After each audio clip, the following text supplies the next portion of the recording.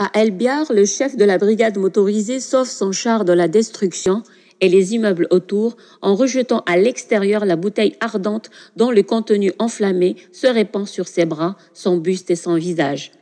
Son acte héroïque lui occasionne des brûlures au 3e degré. Il en garde encore aujourd'hui des stigmates sur tout le corps. 2 frères adolescents, fils de policiers, trouvent la mort. Le premier devant le char après avoir lancé le cocktail et le second sous l'engin. L'adjudant qui a ordonné le tir est dans l'état psychologique son ressent est relevé et envoyé en soins. Le chef de la compagnie concerné par ce tragique incident m'apprend qu'il s'est rendu chez la famille des victimes pour lui présenter ses condoléances en son nom et en celui de ses hommes. C'est assez dire que les militaires appelés pour établir l'ordre ne l'ont pas fait de gaieté de cœur. Les unités qui interviennent sont composées à 80% par des jeunes du service national. C'est pour nous, officiers, sous-officiers et djounou, d'un véritable cataclysme. Par la faute d'un pouvoir incompétent et irresponsable, nous sommes amenés à nous dresser face à nos jeunes qui crient leur colère. Les unités ramenées de l'intérieur du pays, non préparées pour une telle mission, s'en tirent le mieux qu'on peut l'espérer dans une situation extrêmement difficile. À propos du système policier dont la vocation est la répression, sait-on qu'à la veille d'octobre 88, l'ensemble du corps d'intervention de la gendarmerie ne comprend que 13 000 hommes. Au même moment, le Maroc et la Tunisie alignent des effectifs beaucoup plus importants. Au plus fort des désordres, le général Ben Abbas Rziyil, chef de la gendarmerie nationale, doit faire appel au général Abdelmalik Gnezia qui commande l'aviation afin qu'il mette à sa disposition un Hercule C-130 pour faire venir d'Oran où elle intervient une unité de gendarmes pour l'engager également le même jour à Alger et à Annaba. La torture. Bien après la fin de l'état de siège, j'apprends que des tortures sont pratiquées dans certains endroits. Je suis étonnée. Comment des unités ne connaissant pas le milieu où elles agissent et dont la mission ne consiste pas en la recherche du renseignement peuvent-elles s'adonner à de tels excès? J'ordonne une enquête, elle confirme la véracité des rumeurs. Ce sont des éléments des services de sécurité actionnés normalement par la présidence qui mènent ces interrogatoires musclés. Le président qui avait promis une enquête sur les événements de 88 s'empressa quelques jours après de proclamer une amnistie générale tout en se déclarant responsable de tout ce qui est advenu pendant la période du 5 au 10 octobre. Il ne prononcera plus jamais le mot enquête car il savait bien ce qu'elle dévoilerait, l'implication pleine et entière de son entourage. Avait-il lui-même voulu ça? J'en doute. Bien après, maître Miloud Brahimi, chargé des droits de l'homme devant un parterre de journalistes, donne le nombre exact des victimes d'octobre. Un brouhaha s'élève dans la salle. Les présents estiment que le nombre des victimes est bien plus important que celui annoncé par l'orateur, à savoir 198. Ce dernier, sans se démonter, répond « Le nombre des victimes que vous estimez supérieur à celui que je donne a une connotation politique. Il ne sera pas effacé de la mémoire des Algériens, mais la réalité est tout autre. » Dans une interview accordée à l'agence de presse APS le 9 septembre 1990, j'en parle en ces termes. Question. Dans cet état de confusion, ne vous attendiez-vous pas à ce type de dépassement? Des ordres stricts n'auraient-ils pas pu être donnés? Réponse. À partir du moment où on a donné des instructions claires et précises, on n'avait jamais pensé que cela puisse se produire. Tout au long des journées d'octobre, on a répété les mêmes consignes. L'important était d'éviter l'effusion de sang. C'était une obsession. Il y avait 200 engins de combat et 10 000 hommes à Alger. Bien sûr, on a toujours la ressource de dire ce n'est pas nous, c'est les autres. Mais ce serait puéril car, quels que soient les autres, il s'agit toujours de structures officielles de l'État algérien et leur implication est tout aussi honteuse. Ce que je peux dire de plus sur cette question, c'est que les cas de torture révélés durant les événements d'octobre sont une salissure qu'il faudra s'employer à effacer. Ceci ne peut s'obtenir que s'ils ne se reproduisent plus jamais. Je crois que nous sommes sur la bonne voie.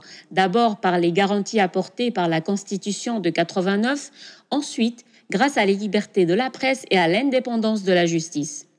Reste un dernier facteur, la façon dont les responsables exerceront leurs prérogatives.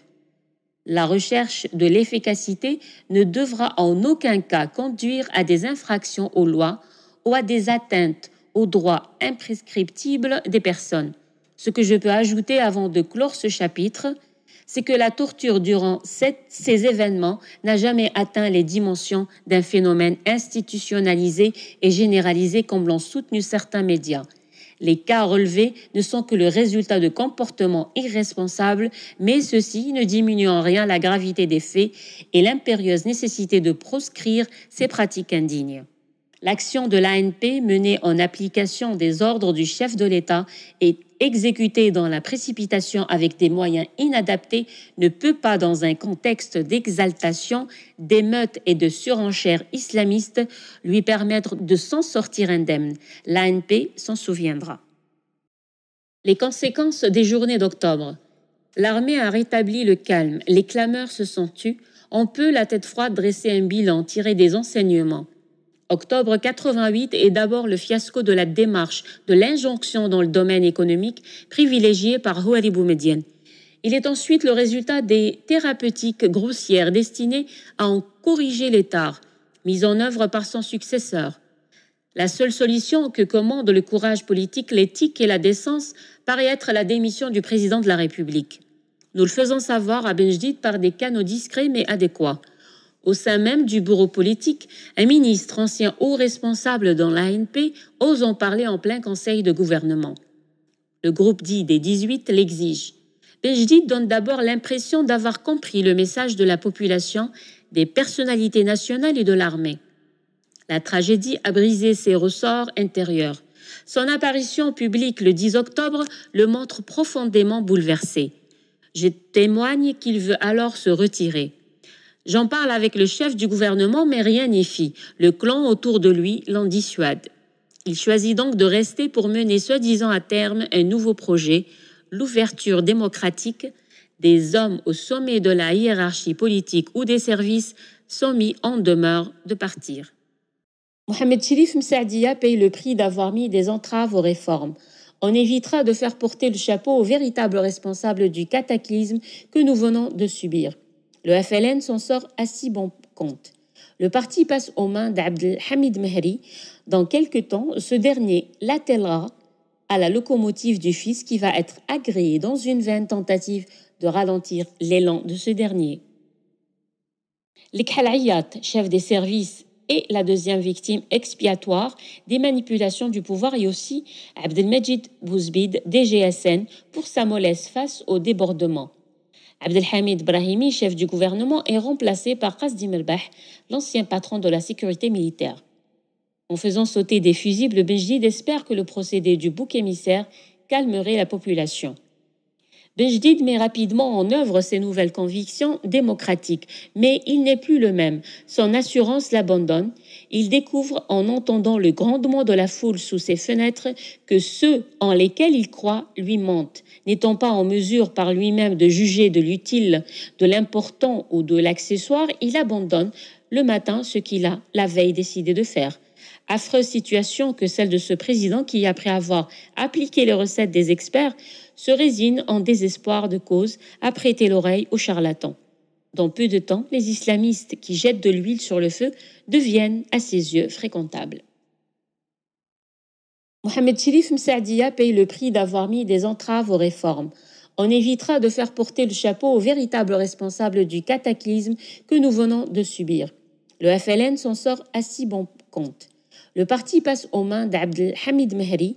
Dans quelque temps, ce dernier l'attellera à la locomotive du fils qui va être agréée dans une vaine tentative de ralentir l'élan de ce dernier. L'Ikhalayat, chef des services, est la deuxième victime expiatoire des manipulations du pouvoir et aussi Abdelmajid Bouzbid, DGSN, pour sa mollesse face au débordement. Abdelhamid Brahimi, chef du gouvernement, est remplacé par Qasdim Elbah, l'ancien patron de la sécurité militaire. En faisant sauter des fusibles, Benjdid espère que le procédé du bouc émissaire calmerait la population. Benjdid met rapidement en œuvre ses nouvelles convictions démocratiques, mais il n'est plus le même. Son assurance l'abandonne. Il découvre en entendant le grondement de la foule sous ses fenêtres que ceux en lesquels il croit lui mentent. N'étant pas en mesure par lui-même de juger de l'utile, de l'important ou de l'accessoire, il abandonne le matin ce qu'il a la veille décidé de faire. Affreuse situation que celle de ce président qui, après avoir appliqué les recettes des experts, se résigne en désespoir de cause à prêter l'oreille aux charlatans.